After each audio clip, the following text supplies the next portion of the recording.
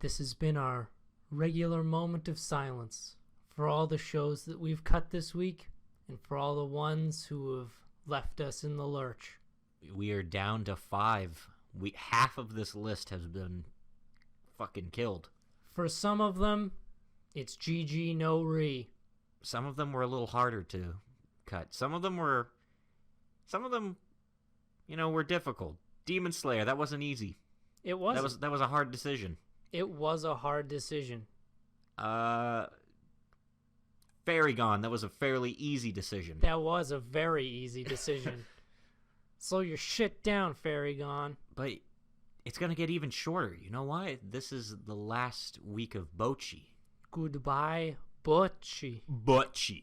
My moe little middle school friend who's dealing so much with her anxiety. Next week we have 4 shows that we're watching. Just 4. And I think that's the last for a lot of them. Yeah, shit. Yeah, I thought Shield Hero was ending with this episode, but nope, it's got another one next week. I'm okay with that. Yeah. Technically this week, because like the recording's been coming out like a day or two lately, the upload. That's fine. That's fine. That's fine. That's fine. Yes. We got like 2 weeks left of this season. Yeah. And then we'll never talk about it ever again. Yeah, nothing from this season will be discussed.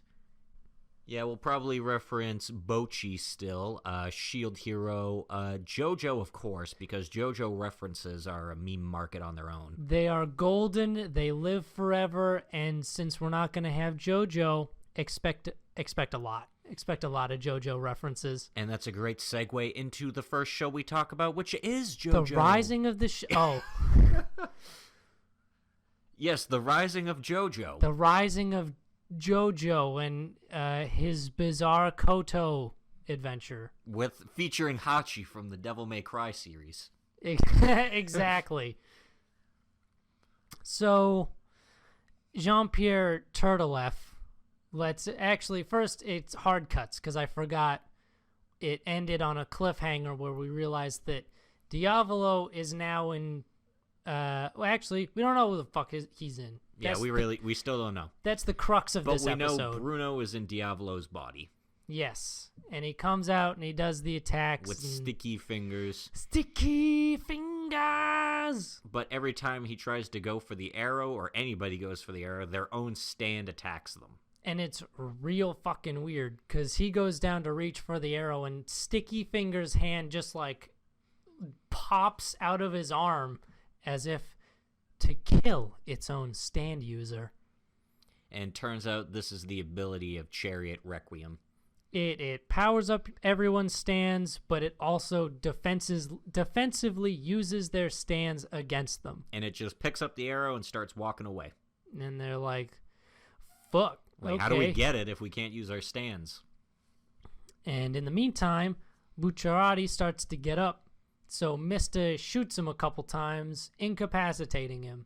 Yeah, at first he's just like, quick, shoot my body over there. And kill they're all him. Like, but Bruno, won't that like kill you? And Bruno and Giorno are like, well, we gotta dance around the fact that you're already basically dead. So just kind of hit him in the joints. Yeah, do your non-lethal shooting, okay? So they do that.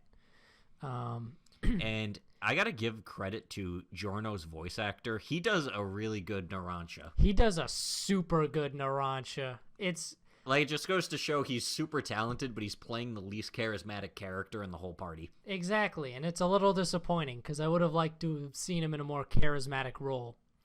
But thankfully, he is in a lot of other shit. Exactly.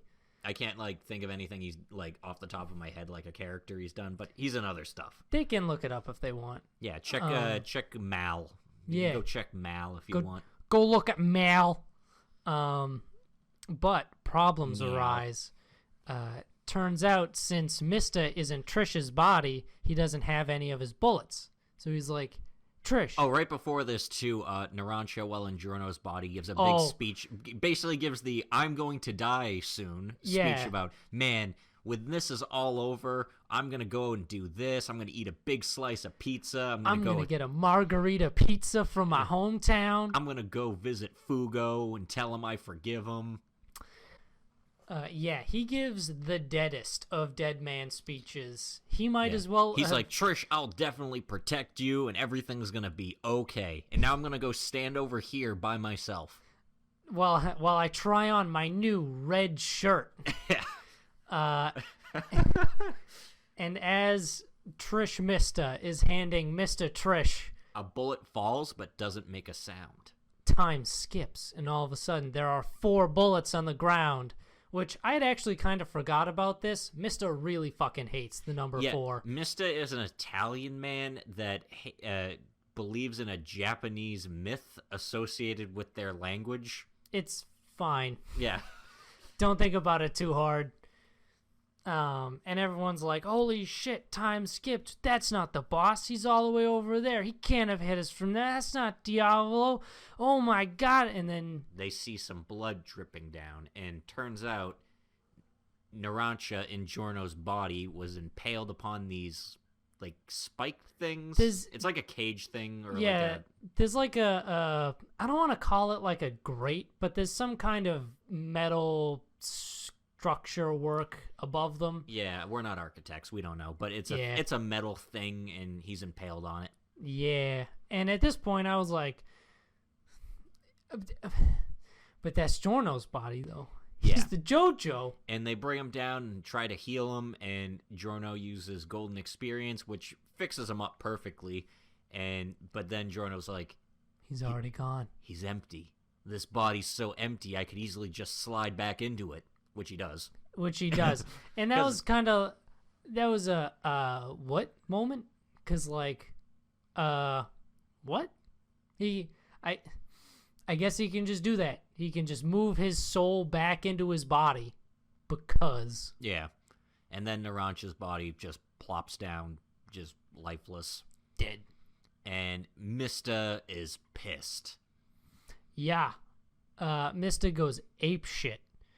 And everyone's just kind of like, whoa, my God, we didn't see this coming. And every one of the viewers Bruno basically like, pep talks everyone in that they got to go get the stand arrow. Because this had to have been a distraction to keep us from getting to Requiem. And Jean Turtle Pierre Polnareff basically deduces, Diavolo has multiple personalities, meaning they got split into separate bodies. So that means Doppio is probably Bruno. Yep, Doppio is in Bruno's body, whereas Diavolo is in fucking someone else's body because fuck it. Which makes me wonder what happened to that person's soul, but whatever.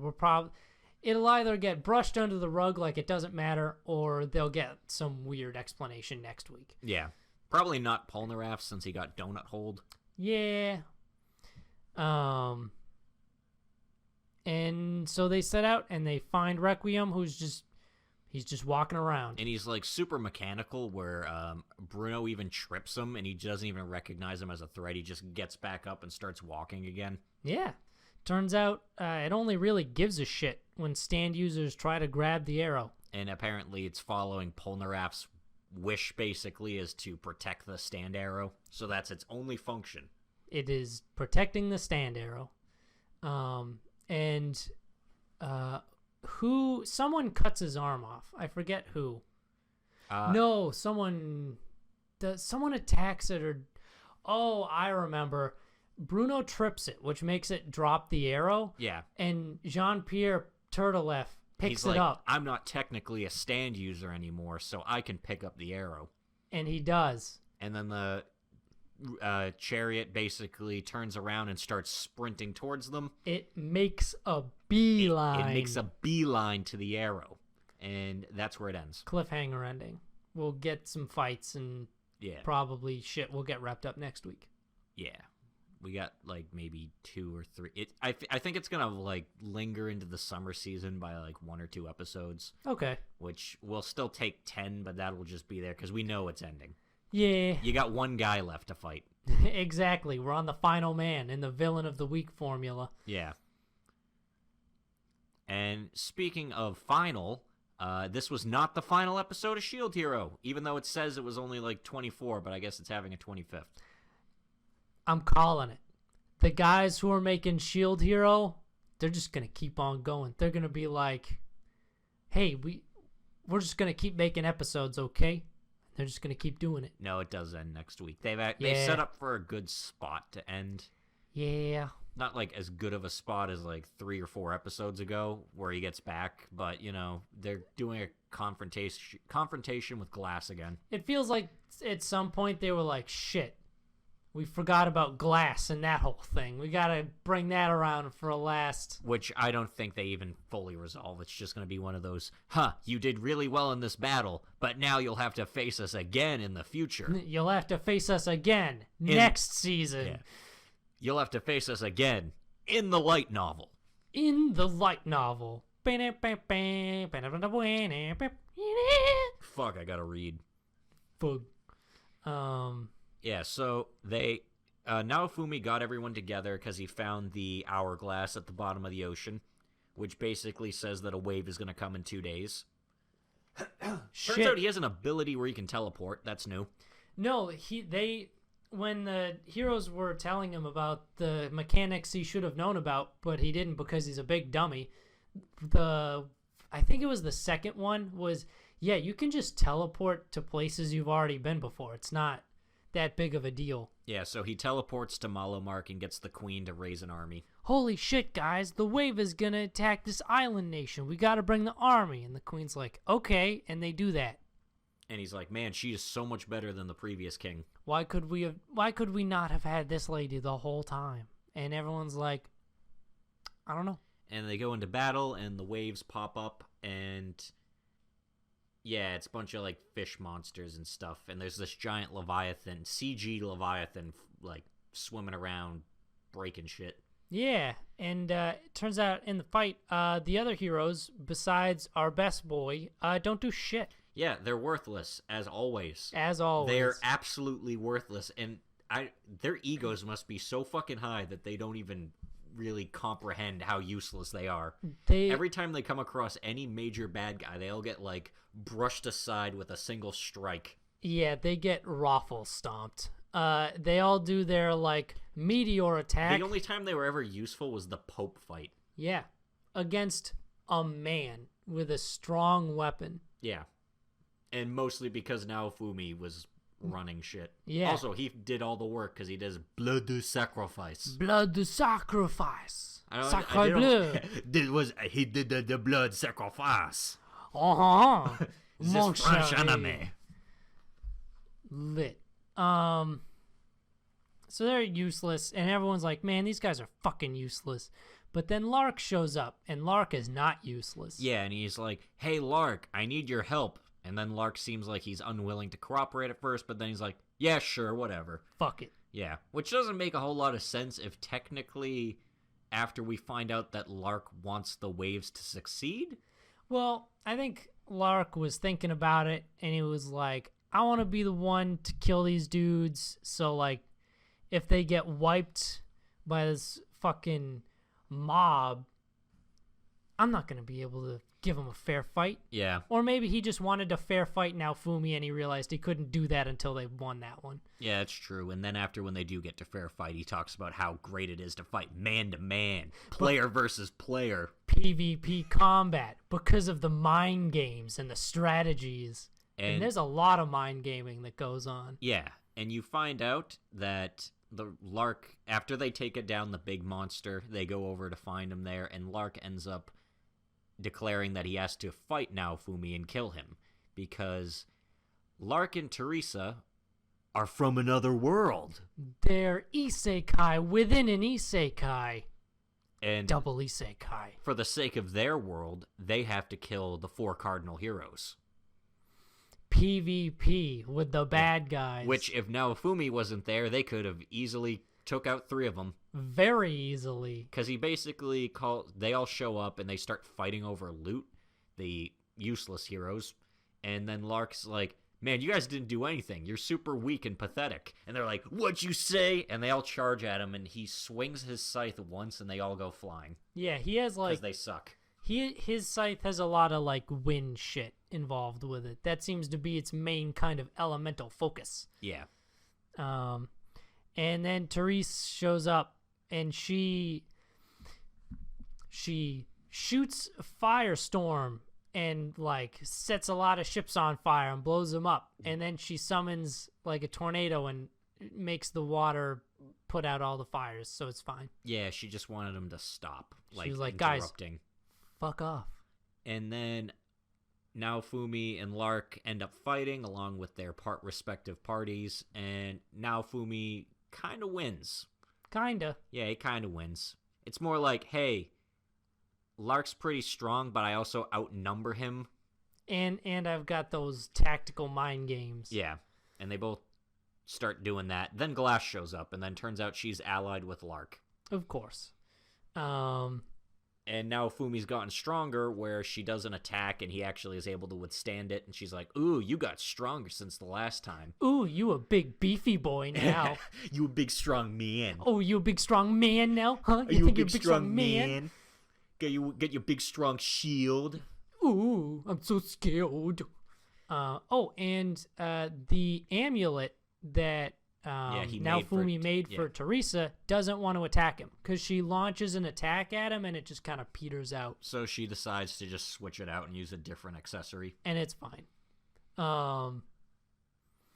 And then they show up and they're going to fight. And that's going to be the last episode of The Rising of the Shield Hero. Season 2, maybe. I'm hopeful. Yeah. I'm hopeful. Maybe.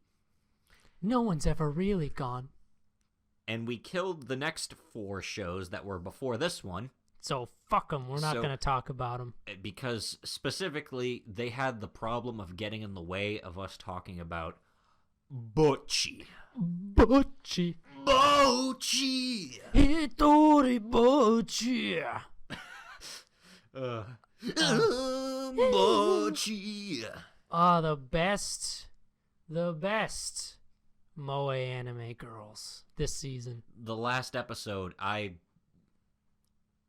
don't know if I have a reason to carry on anymore. No. This was the reason to exist.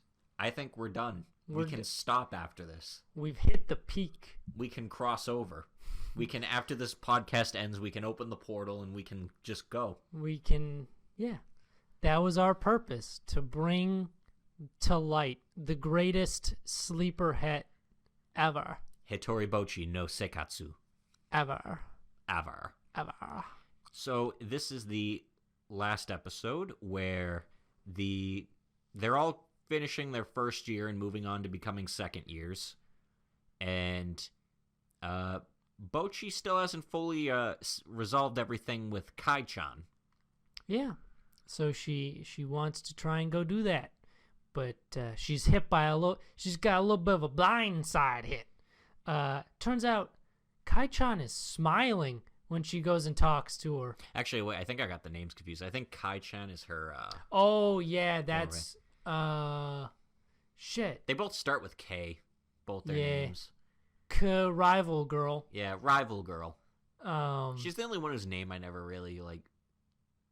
Because, like, she's never really around. She just kind of randomly shows up at points. Yeah. And is like, yeah, I don't need friends. But yeah, so she's being all friendly, and it's weird. Yeah, it's weird. She walks back to the other group, and she's like, hey, I just had an interesting conversation with so-and-so. She was smiling. And they're like, I don't believe that. What are you talking about? That never happens. Stop lying. She's the grumpiest girl I've ever met. Stop lying. And Bocchi's like, fine, I'll show you idiots. And she goes and shows them, and everyone's just like, eh. Yeah, and she's like, hey guys, how you doing? Eh. And then she's on her way down the hall, and Bocchi goes to talk to her more, and she's like, Hitori-san, can I just need some time by myself, alone? I just want to be alone. And she just passes out in the hallway. Right there. She had a fever. And then when she's explaining it to everyone else, Satoka goes and makes 1,000 paper cranes. Yeah, she's like, we need to make 1,000 paper crane service for her. And she does. She makes it, and they bring it to her. And everyone's just kind of like, hey, are you okay? We came here to check on you. And Disciplinary Girl is like, no, I don't need to make you sick. She's like, I'm fine. Just go away. And then they all leave. But they all follow her home just to make sure she gets home okay. They try to do it stealthily, and stealth 0. They fail. She senses them following her, and there's one part where Bocchi falls, and then Naku comes by and just goes like, "Come here, she's gonna see you," and pulls her back. She's gonna see us. She picks her up too by the collar and like pulls her back behind. Yeah. Like they're already like seen, they're already exposed. It's really good. And then when she goes to her house, she comes out to like drop a DVD off just because she was talking to Bocchi about movies. Yeah, she was like, "I'll have to lend you one of my favorite DVDs." And Bocchi and Nako are pressed against the wall, whereas Satoka takes out like a tree, like paper sheet to be like a ninja using stealth like that. But since it's a tree, it just completely stands out. And also, she's like not holding it very close to her, so you can still very clearly see that she's just standing there. Yeah. So, disciplinary girl just kind of like leaves the DVD by Bocchi's, by her school bag, which was just left on the ground, and goes back inside. And they're like, "Wow, I can't believe she didn't see us. We really are ninjas." And they end up, Bocchi picks up the DVD, and she's like, "Oh, she forgot something." And Nako's like, No, she didn't." And she's like, "I think she gave you that because she wanted you to watch it." And she's like, "Oh." And then Bocchi goes home, and it's completely empty. Yep. And disciplinary girl like opens up her Blu-ray player and freaks out when she realizes she gave her the case without the disc. Shit. Cut hard. Smash cut. Next day. Everyone goes to class, and disciplinary girl, she wants to make it clear. She wants it to be known that she didn't forget to put the DVD back in the case. She purposefully gave her the empty case just to show her that she doesn't really want to be her friend. Yeah, that's like an Aru fuck up right there. It's real good. And there's a scene earlier in the episode too where their third years are graduating. Oh, and yes. They all have to like put the pins on them. It's like the first years put the corsages on the third years to like congratulate them for graduating.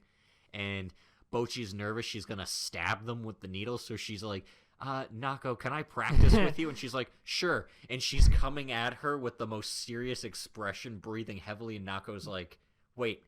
Calm down. This isn't a big deal. You're just practicing. Please stop." Are you okay? Bocchi, are you okay? Are you doing it? She keeps getting closer and closer with the needle. And then Nako starts getting afraid. She like squints and like closes her eyes and like turns away, and then boop. Oh, it's on. "Oh, I put it on." Don't do that. And then when she goes to actually put it on the third year girl who's graduating, and she gets to meet her for a second. She only talks to her for like 2 seconds and stuff, but she's like, "Congratulations on your baby." Yeah, she gets nervous, so she's like, "Congratulations on your baby." And all the other third years are like, "Wait, what?" "No, I'm not pregnant. It's not. It's a mistake." And then after she's in class crying like, "I can't believe she's graduating," and she's like, "You get attached really easily, don't you?" It's very good. Very good. And it's done. It's done. I like how at the end of the episode she's like, "I want to walk home with all my friends," and it's like the core group, Mayo and the 2 girls from the cooking class. Yes. And Nako's like, "Man, there are a lot of us now." And naturally, one of the girls is like, I will address her as Pancake Girl, because every time she shows up, they talk about pancakes.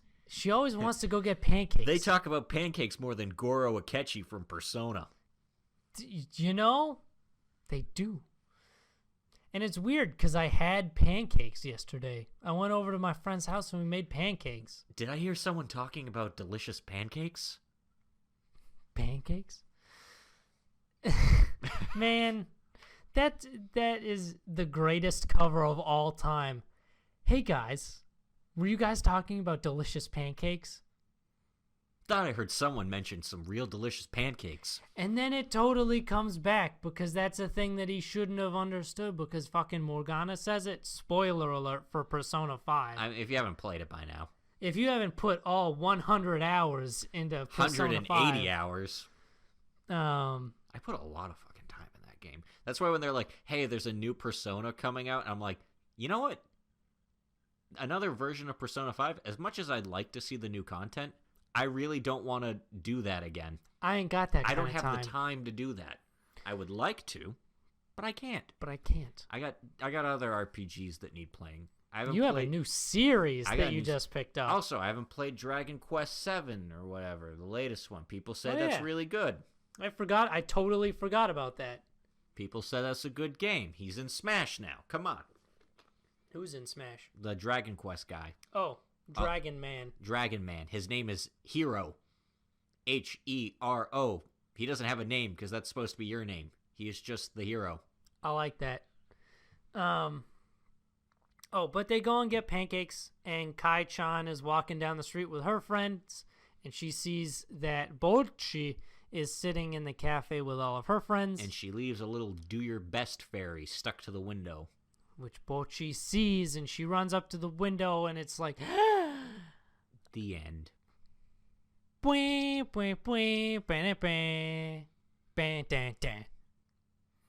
that's what the outro sounds like. Bocchi's over. What next week is gonna make us go on a 15-minute tangent? Yeah, it's not gonna be any of these shows though. That's the problem. Also, nothing's gonna be comfy next week. I know, we're gonna be bereft of comfiness. We might have to retroactively comfy a thing just so we can just to tough it out. Just pick up something that was comfy just for a week. Yeah, just for that week. It's like, hey, I know you guys, or do we just specifically go on a tangent about a show that's like from seasons ago? Where it's like, all right, guys, so is The Order a rabbit? So this show's pretty comfy. Hey, you guys remember first season we talked about the comfiest Miss Vampire who lives in my neighborhood? So we've been meaning to talk about this for a while. Yuru Camp. You can never not talk about Yuru Camp. That's the comfiest show ever made. I still got to pick that one up.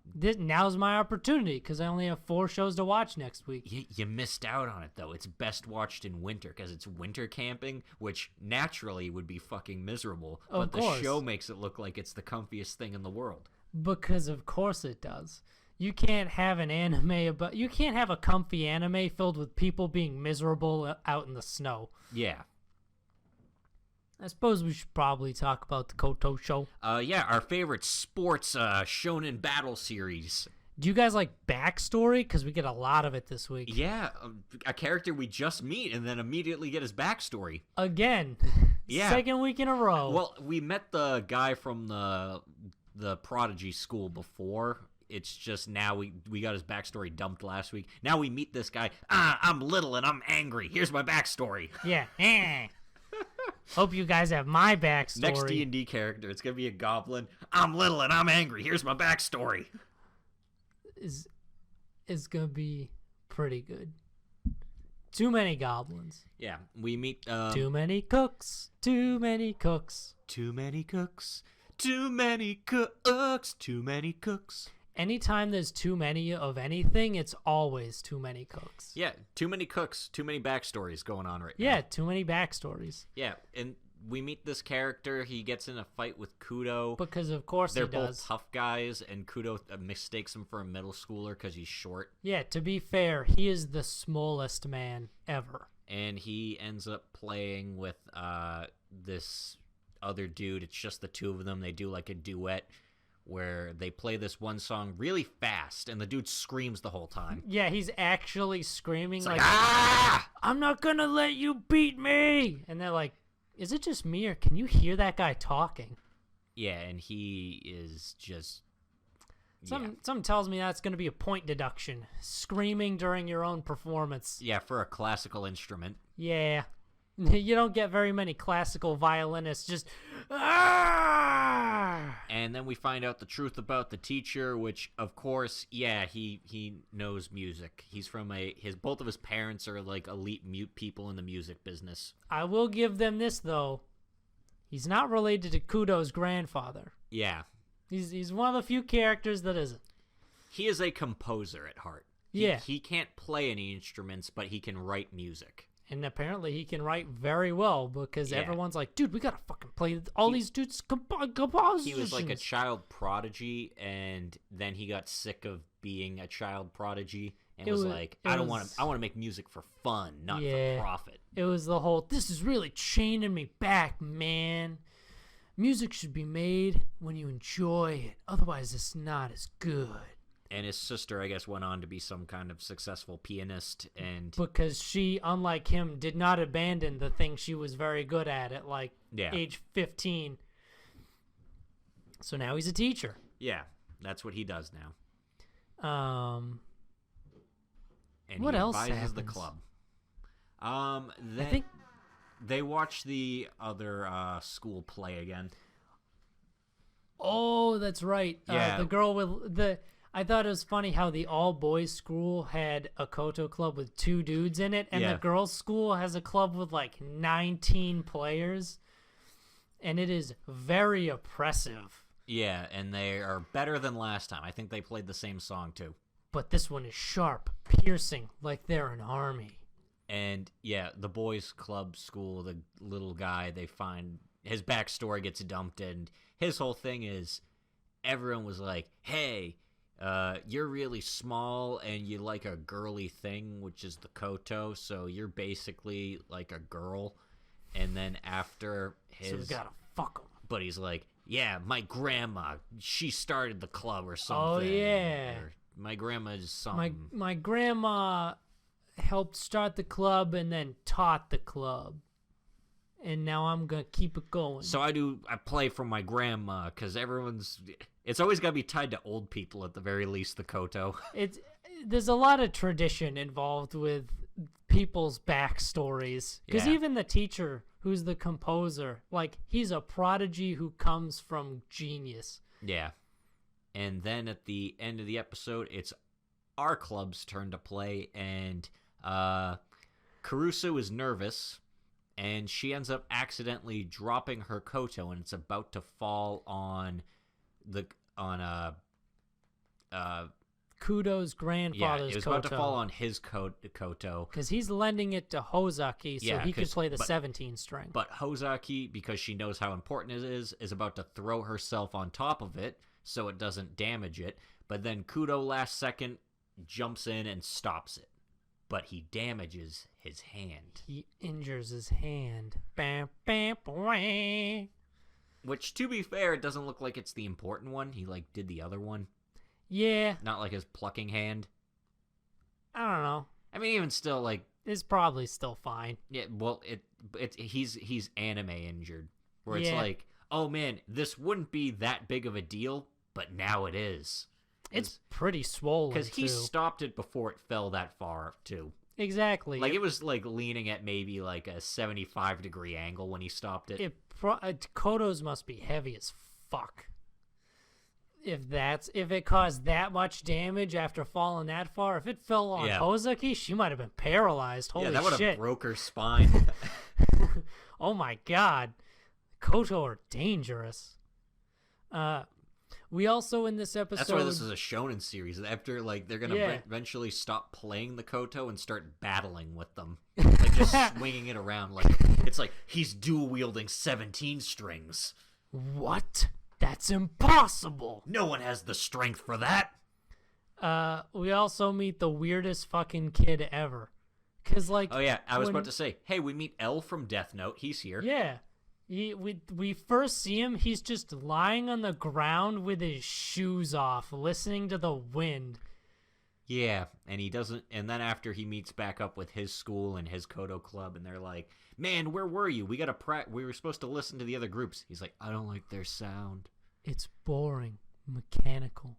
I like the sound of the wind. Oh, and Kudo's aunt is there with Kudo's best friend guy. Yeah. And they're doing commentary where she actually is the one that basically gives the backstory of the teacher, but she also fell asleep during most of the performances. Because they were boring. Yeah, and he's like, what, you don't think they sounded good? She's like, they sounded fine, but, they sounded, how you expect them to sound. They sound, technical, Yeah.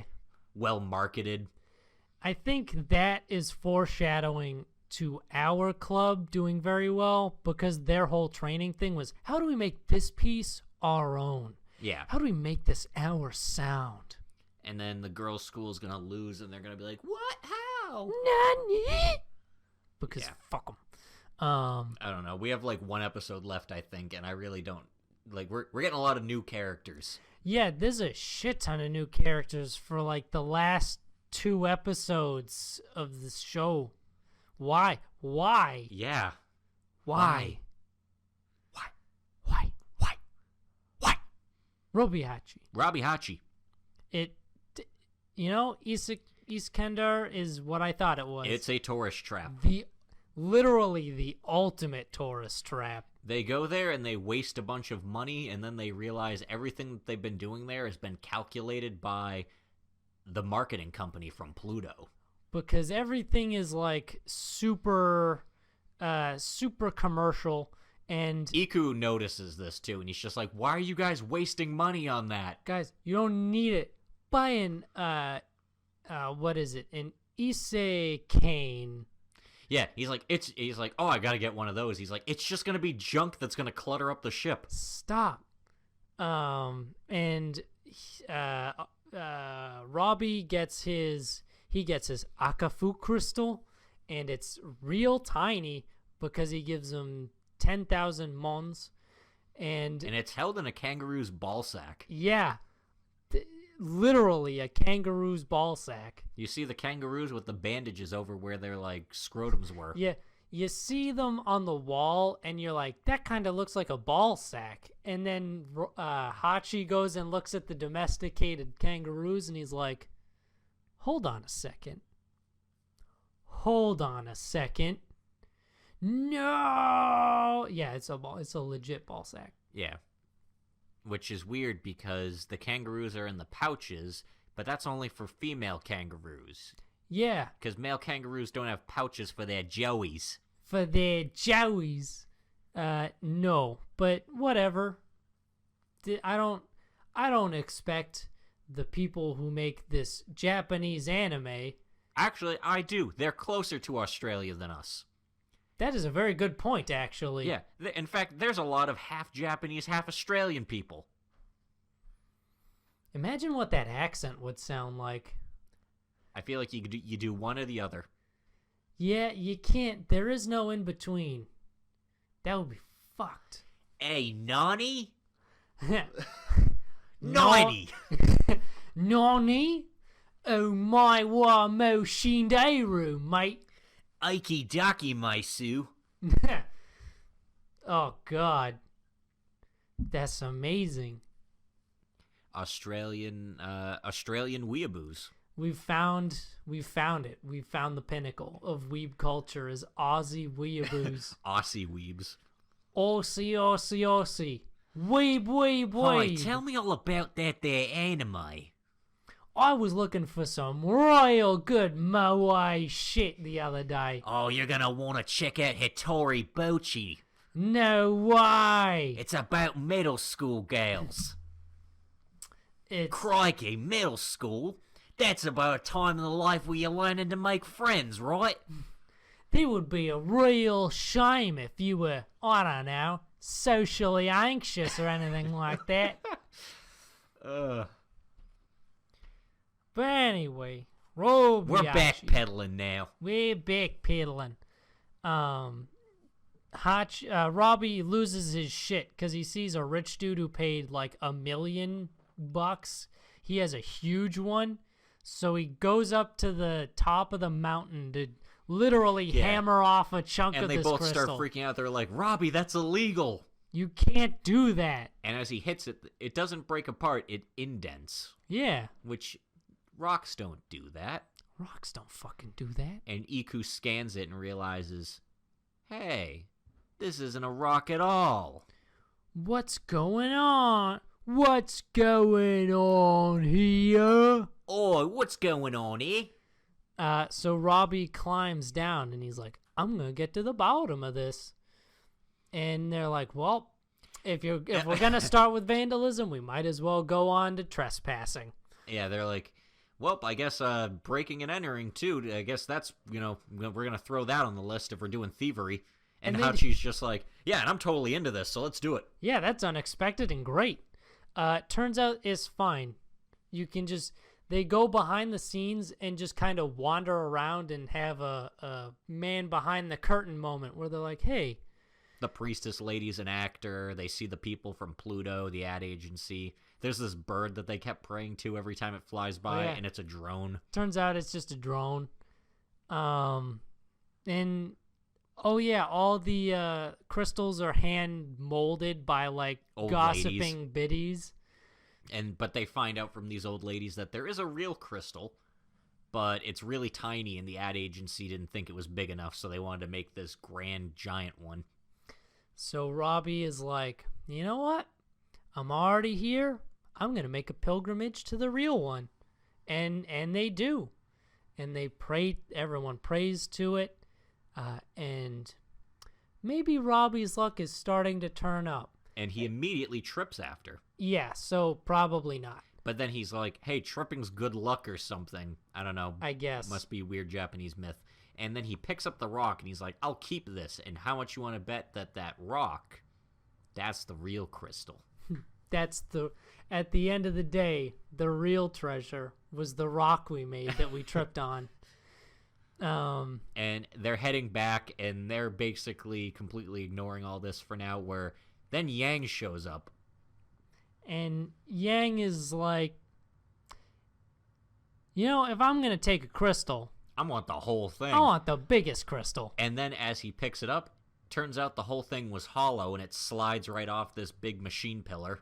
Yeah, because one would think that our boys would want to expose this, but they're like, nah, they've got too much money behind them.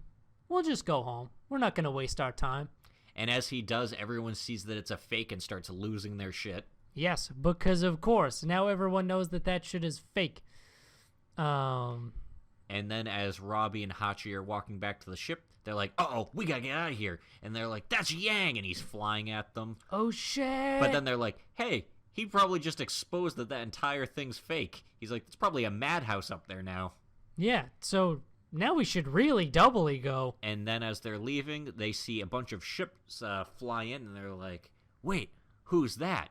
And Hachi's like, they're here for me, because I'm the Prince of the Moon. Yep.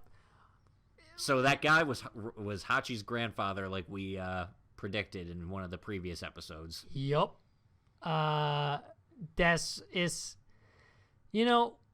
We were feeling a little lukewarm on Robbie Hachi. I liked this episode. Yeah, this was a good one. This is also what I expected for Iskander. Oh, yeah, it was totally... All the rings of light around Iskander were just ads. Yep, the planet is literally plastered in ads. It is the greatest tourist trap constructed by an ad agency. But even though it was what we expected, it's what we've come to enjoy about Robbie Hachi. Yeah, it was a good episode. I'm curious to see how it turns out. Yeah, because that's going to be the last episode. How is Hachi being Prince of the Moon going to do things? Yeah. How's that going to change things? I guess that makes sense why he could just easily pay off Robbie's debt. Yeah, it does. And Yang is still after Robbie. Even though he's been paid. Yes. So that's going to be interesting to see how that develops. And yeah, we're coming to the end. Next week should be the last week for most of these. Next week's going to be the wind down week. Yeah, and then the week after, the awards. The awards. Dun, dun, dun, dun, dun, dun, dun, dun.